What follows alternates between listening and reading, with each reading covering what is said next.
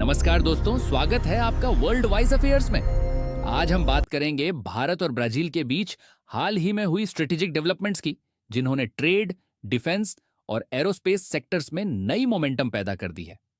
हाल ही में ब्राजील के राष्ट्रपति लुइस इनासियो लूला दा सिल्वा की भारत यात्रा के दौरान दोनों देशों ने स्ट्रेटेजिक पार्टनरशिप को स्ट्रेंथन करने के लिए कई बड़े अग्रीमेंट्स किए।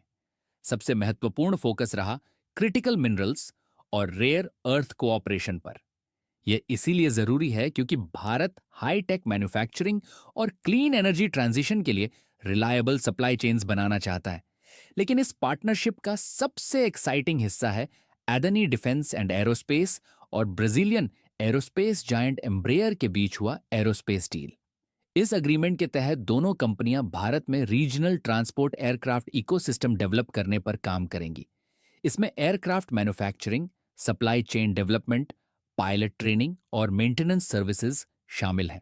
सबसे बड़ी बात यह है कि भारत में एम्ब्रेयर E-175 रीजनल जेट के लिए फाइनल असेंबली लाइन स्थापित करने की योजना बनाई गई है।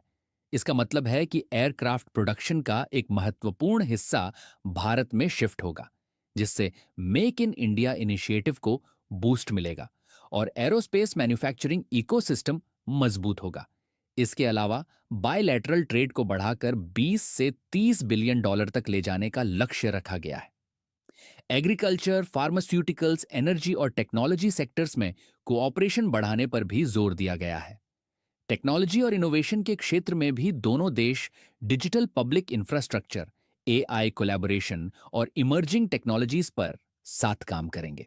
स्ट्रेटेजिक लेवल पर देखें तो इंडिया और ब्राजील खुद को ग्लोबल साउथ की आवाज के रूप में पोजीशन कर रहे हैं।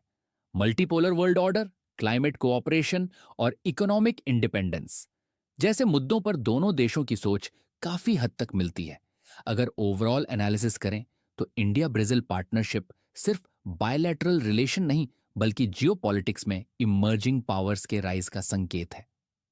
रेयर अर्थ सप्लाई चेन से लेकर एयरक्राफ्ट मैन्युफैक्चरिंग तक यह अलायंस आने वाले समय में ग्लोबल एरोस्पेस और ट्रेड लैंडस्केप को रीशेप कर सकता है।